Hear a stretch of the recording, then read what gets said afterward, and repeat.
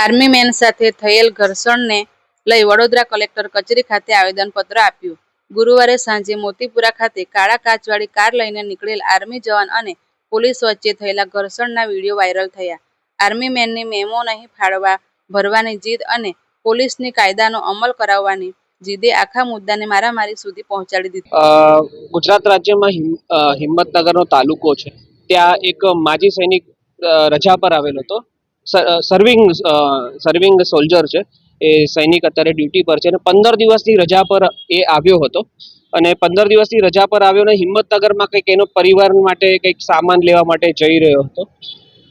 જાહેર છે કે એક સૈનિક જ્યારે ડ્યુટીમાં હોય છે તો 10 થી 11 મહિના સૈનિક ડ્યુટી ભજવે છે અને પછી ઘરે એકાદ મહિના માટે આવે છે, તો એ કોઈ વ્હીકલ ખરીદતો નથી. તો એના માસાનો એક કાર લઈને જતો હતો જેમાં કાળી પટ્ટી લગાવેલી હતી અને એ માસા પણ પોલીસની અંદર જ છે. તો ત્યાં હિંમતનગર પોલીસે સૌથી પહેલા તો એમને રોક્યા પછી ઉકસાવ્યા ભરી વાતચીત કરી. નોર્મલ વ્યક્તિ સાથે પોલીસની આજે જે વ્યવહાર છે એ જગ જાહેર છે કે સામાન્ય વ્યક્તિ સાથે પણ એકદમ અભદ્ર રીતે વાત કરે છે. ભલે ને એને ખાલી સિગ્નલ તોડ્યું હોય કે હેલ્મેટ ન પહેર્યું હોય તો એમનો વ્યવહાર ખરાબ હોય છે, પણ એમને એવી રીતે વલણ અપનાવ્યું. એક જ લાઠી બધાને હાંકવાની કોશિશ કરી. પરંતુ સૈનિક જે હોય છે એની ટ્રેનિંગ જે હોય છે એ ટ્રેનિંગની અંદર એમને બતાવવામાં આવે છે કે શરૂઆતમાં જે પણ નોર્મલ રીતે વાત થાય, પણ જ્યારે સૈનિક એનો રંગ બતાવે, એને જે રીતે ઉકસાવાભરી કાર્યવાહીમાં ઉગ્ર બોલચાલ થઈ હતી. ઉગ્ર બોલચાલ પછી પોલીસે 7 થી 8 પોલીસ મળીને એ માજી સૈનિકને જમીન પર ઘસેટીને મુક્કા મારીને એમને ખૂબ બધી ઇન્જરી કરી દીધી છે.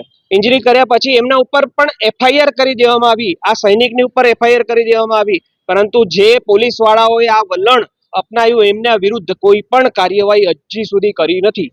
આ લોકો પોલીસ વાળાને શું વાંધો છે માજી સૈનિકોને સૈનિકો સાથે, જે લોકો સૈનિકો સાથે આ દુર્વ્યવહાર કન્ટિન્યુઅસ કરી રહ્યા છે. અમારી માંગણી એ છે કે જે પોલીસ વાળા ત્યાં ઇન્વોલ્વ હતા એ બધાની ઉપર કાયદેસર તરીકે એની ઉપર એફઆઈઆર થાય.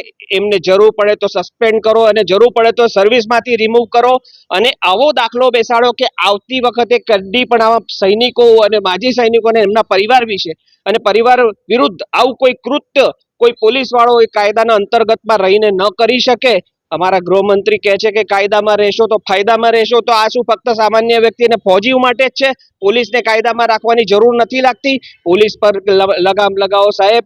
અમે લોકો દેશની બોર્ડર પર દેશની સેવા કરીએ છીએ, દેશની રક્ષા કરીએ છીએ. જો અમે દેશની રક્ષા કરી શકતા હોય, બોર્ડર પર કરી શકતા હોય, તો અમે અમારા પરિવારની રક્ષા કરતા પણ જાણીએ છીએ.